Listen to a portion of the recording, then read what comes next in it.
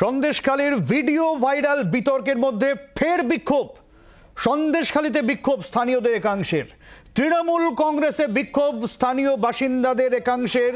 এই viral video ভুয়ো এমনটাই দাবি করে বিক্ষোভ সন্দেশখালীর বাসিন্দাদের একাংশের এবং তৃণমূল কংগ্রেসের বিরুদ্ধে বিস্তর অভিযোগ তাদের। ভাইরাল হওয়া ভিডিও ভুয়ো খবর ছড়ানো হচ্ছে, সন্দেশখালীকে বদনাম করা হচ্ছে। তৃণমূল কংগ্রেস এই কাজের সঙ্গে জড়িত এমনটাই অভিযোগে সুর চড়াচ্ছেন সন্দেশখালীর বাসিন্দারা এবং সেই অভিযোগ নিয়ে সন্দেশখালীর বাসিন্দাদের একাংশের এই বিক্ষোভ।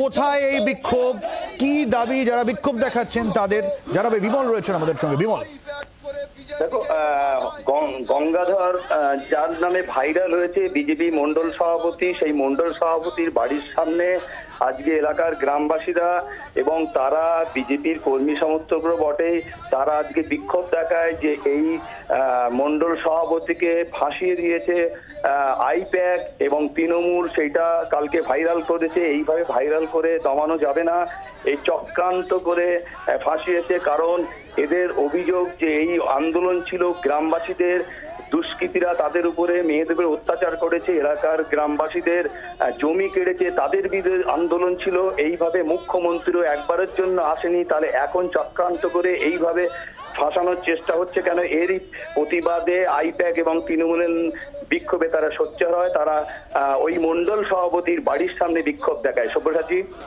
অনেক ধন্যবাদ বিমল। বাংলার আওয়াজ, বাঙালির আবেগ, জি 24 ঘন্টা।